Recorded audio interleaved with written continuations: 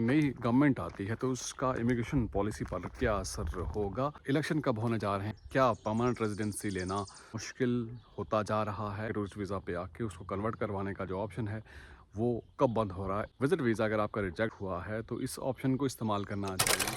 Hello and अस्सलाम वालेकुम बाजीज and बाजीज, ਤੁਹਾਡਾ अपना मेज़बान अली जन्नत all the way from Canada. आज की वीडियो में हम बात करेंगे कनाडा की इमिग्रेशन पॉलिसी चेंज हो रही है और ख़ास करके इलेक्शन के हवाले से। आप दोस्त पूछते हैं इलेक्शन कब होने जा रहे हैं और इलेक्शन के इमिग्रेशन पॉलिसी पर क्या असरात मुरतब होंगे और क्या परमानेंट रेजिडेंसी लेना अब मुश्किल होता जा रहा है या परमानेंट रेजिडेंसी आसानी से मिल सकेगी। और ख़ास करके आपने अगर कनाडा आना है तो राइट टाइम क्या है, कब आना चाहिए।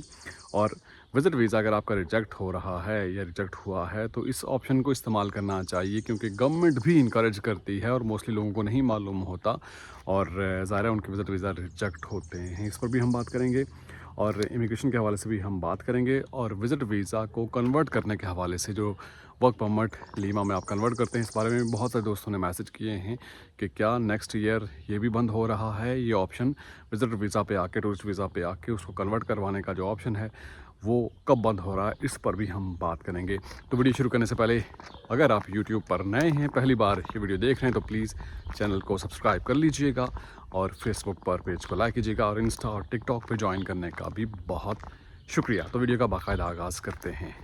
तो सबसे पहले हम बात करते हैं कि इलेक्शन होते हैं, नई गवर्नमेंट आती है तो उसका इमिग्रेशन पॉलिसी पर क्या असर होगा।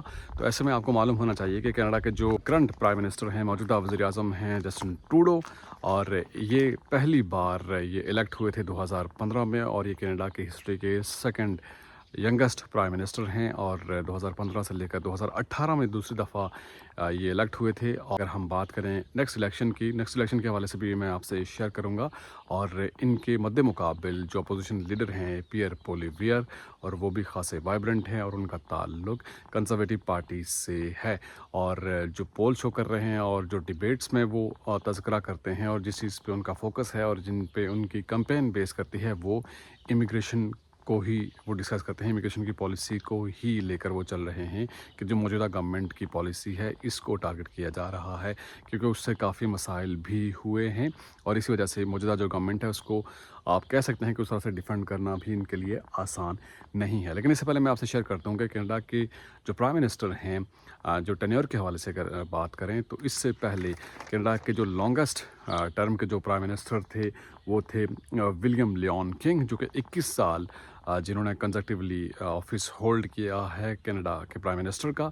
और जस्टिन ट्रूडो का चूँकि दूसरी टर्म है, अगर जस्टिन ट्रूडो इसके बाद दोबारा से अगर इलेक्ट होते हैं तो तीसरी बार प्राइम मिनिस्टर होंगे। लेकिन जो अगर हिस्ट्री है, आप हिस्ट्री पर नज़र दौड़ाएं तो मोस्टली होता ये है कि 2 दफ़ा ही प्राइम मिनिस्टर सेलेक्ट होते हैं। उसके बाद आगे चूँकि पॉलिसीज़ और लोगों का जो एक तासुर होता है और लोगों का जो रुझान होता है वो दूसरी पार्टी की तरफ चला जाता है। और इसी तरह जस्टिन ट्रूडो से पहले जो कनाडा के प्राइम मिनिस्टर थे स्टीफन हार्पर, 2006 में उन्होंने ऑफिस संभाला था, होल्ड किया था, और वो 2015 तक रहे हैं प्राइम मिनिस्टर 2 टर्म्स के लिए। और उसके बाद जस्टिन ट्रूडो आए, उन्होंने ऑफिस को होल्ड किया और अभी तक वो कनाडा के प्राइम मिनिस्टर हैं। और इलेक्शन कब होने जा रहे हैं, बहुत सारे दोस्तों का ये सवाल होता है। तो इलेक्शन होंगे कनाडा में अक्टूबर 2025 को ये इलेक्शन होने हैं। और उससे पहले जो पोल्स जो शो कर रहे हैं, जो ओपिनियन जो एक रायनामा है, क्योंकि अभी लिबरल्स की गवर्नमेंट है और लोगों का जो तासर है ख़ास करके इमिग्रेशन के हवाले से, यहाँ पर हाउसिंग क्राइसिस और इन्फ्लेशन, जॉब्स का ना होना, स्टूडेंट्स का ज़्यादा आना, और उससे आपने देखा होगा कि स्टूडेंट्स पे कैप लगा दी गई। इससे पहले स्टूडेंट्स जिस तादाद में यहाँ पर आ रहे थे, विजिट वीज़ा के हवाले से भी स्ट्रिक्टनेस की जा रही है। तो ऐसे में कोशिश यही की जा रही है कि अब सिर्फ वही लोग आएँ जो या तो स्किलफुल हैं या तो इकोनॉमिक प्रोग्राम्स के हवाले से। हाँ, ये इंपॉर्टेंट बात मैं आपसे शेयर करना चाह रहा हूँ कि नेक्स्ट अगर गवर्नमेंट आती है कंजर्वेटिव्स की, पियर पोलिवियर जो कि अपोजिशन लीडर हैं, वो अपने डिबेट्स में इसी चीज़ का तज़किरा करते हैं कि अनस्किल्ड इमिग्रेशन हुई है जिसकी ज़रूरत नहीं है। कनाडा दुनिया का दूसरा बड़ा मुल्क है रशिया के बाद, लेकिन जहाँ पर जो लोग आए हैं या आते हैं ज़्यादातर उनका रुझान यही होता है कि वो बड़े शहरों में ही रहेंगे जहाँ उनको सारी फैसिलिटीज़ होंगी, लेट से टोरंटो में, मॉन्ट्रियल में या वैंकूवर में या कैलगरी में। और ख़ास करके रूरल एरिया की तरफ या छोटे सिटीज़ की तरफ वो जाना पसंद नहीं करते। तो ऐसे में मुल्क तो बहुत बड़ा है, ज़मीन तो बहुत ज़्यादा है, लेकिन ज़ाहिर है उनको आबाद करने में और बनाने में और कंस्ट्रक्ट करने में ज़्यादा टाइम लगता है। और पियर पोलिवेयर की जो डिबेट्स हैं उनका मुद्दा यही है कि अगर किसी ने कनाडा आना है तो बेसिकली वो बिज़नेस इमिग्रेशन के ज़रिए आ सकते हैं, यहाँ आकर इन्वेस्ट कर सकते हैं, और इन्वेस्ट करेंगे ज़ाहिर है जॉब्स क्रिएट होंगी यहाँ के लोगों के लिए, और उसके ज़रिए ज़ाहिर है इकॉनमी को ही फ़ायदा होगा। और अगर आप कंजर्वेटिव गवर्नमेंट की पॉलिसीज़ को देखें तो उनकी कोशिश यही होती है कि जो इकोनॉमिक पॉलिसीज़ हैं, जो मुल्क की इकॉनमी है उसको स्ट्रेंथन करते हैं, इस हवाले से इकोनॉमिक प्रोग्राम्स तरतीब देते हैं जिससे मुल्क को फ़ायदा होता है, इकॉनमी बूस्ट होती है। लेकिन जो लिबरल की गवर्नमेंट है बेसिकली ये इमिग्रेशन के हवाले से इनका इससे पहले फोकस था इमिग्रेशन पर, और चूँकि पिछले साल 2023 में बहुत ज़्यादा इमिग्रेशन हुई है, मैस इमिग्रेशन, आप टूरिस्ट वीज़ा की बात करें, स्टूडेंट वीज़ा की बात करें, और किसी भी कैटेगरी की आप बात करें, यहाँ पर लोग बहुत ज़्यादा आए। तो अगर एक घर में अगर 2 लोग रहते हैं या 3 लोग रहते हैं, वहाँ पर 10 रहने के लिए आ जाएँ तो ज़ाहिर है गुंजाइश कम हो जाती है और रिसोर्सेज भी कम हो जाते हैं। तो इस हवाले से ज़ाहिर है मौजूदा जो गवर्नमेंट है उनको थोड़ा सा इस पॉइंट को लेकर मुश्किलात का सामना है, और उनको इसी चीज़ पर ही टारगेट किया जा रहा है कि इन्होंने बहुत सारे लोगों को बुला लिया है जिसकी ज़रूरत नहीं थी। अब किसी ने आना है या तो स्किल्ड इमिग्रेशन के ज़रिए और इकोनॉमिक प्लान्स के हवाले से आएँ, और ख़ास करके ये जो इम्पोर्टेंट बात मैं आपसे शेयर करना चाह रहा था कि लोग जो विजिटर वीज़ा अप्लाई करते हैं जिनका रिजेक्ट हो जाता है, मोस्टली वो एलिजिबल होते हैं बिज़नेस वीज़ा के लिए। बिज़नेस विजिटर वीज़ा के हवाले से मैं बात करना चाहता हूँ।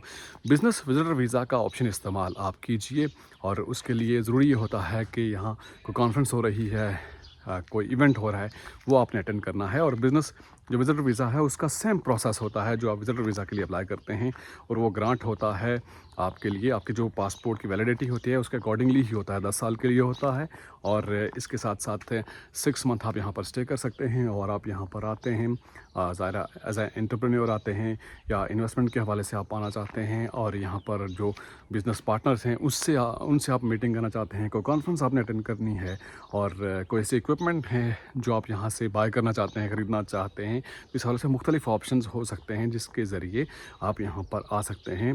वर्कशॉप और कॉन्फ्रेंसेस के हवाले से भी मैंने पूरी वीडियो बनाई है कि यहाँ से आपको इनविटेशन कैसे मिलेगा, वो भी आप दे सकते हैं। और इस तरह से आप यहाँ आकर बिज़नेस को एक्सपेंड करने के हवाले से मुख्तलिफ ऑप्शंस को एक्सप्लोर करते हैं, बिज़नेस पार्टनर से आकर यहाँ पर मीटिंग करते हैं, तो वो भी आपका एक बिज़नेस विजिटर वीज़ा होता है।